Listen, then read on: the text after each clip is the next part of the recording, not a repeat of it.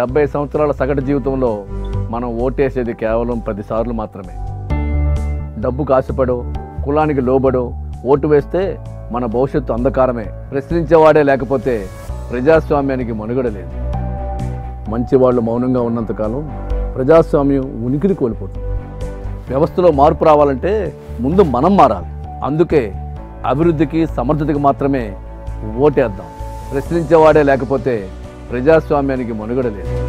నాయకుడంటే ప్రజాశ్రేయస్సు కోరేవాడు, పాలకుడంటే ప్రజాక్షేమం పంచేవాడు. Every politician is not a leader, the leader lives for the society and the people. ఇప్పటి వరకు మోసపోయించాలి. ఇప్పటికైనా మేలుకుందాం.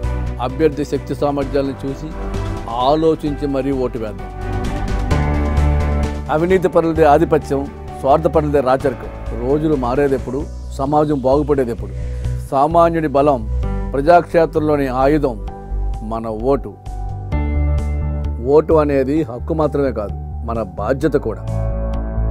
లిక్కరికి ఆశపడో, కుక్కరికి కక్కుర్తిపడో ఓటెయ్యొద్దు.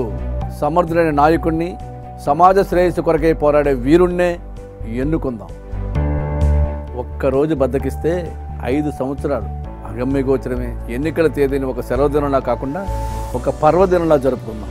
పోలింగ్ కేంద్రాన్ని ఒక దేవాలయంగా భావించి ప్రతి ఒక్కరూ తప్పనిసరిగా వెళ్ళి మన ఓటు హక్కును వినియోగించుకుందాం. మన స్థానిక అవసరాలను మనమే గుర్తించి మన మేనిఫెస్టోని మనమే తయారు చేసుకుందాం. ఆ దిశగా అభివృద్ధి చేయడానికి ముందుకు వచ్చే వారితోనే హామీలు తీసుకుని మరీ ఓటు వేద్దాం. ప్రలోభాలకి ఓటు ప్రజాస్వామ్యానికే చేయటం.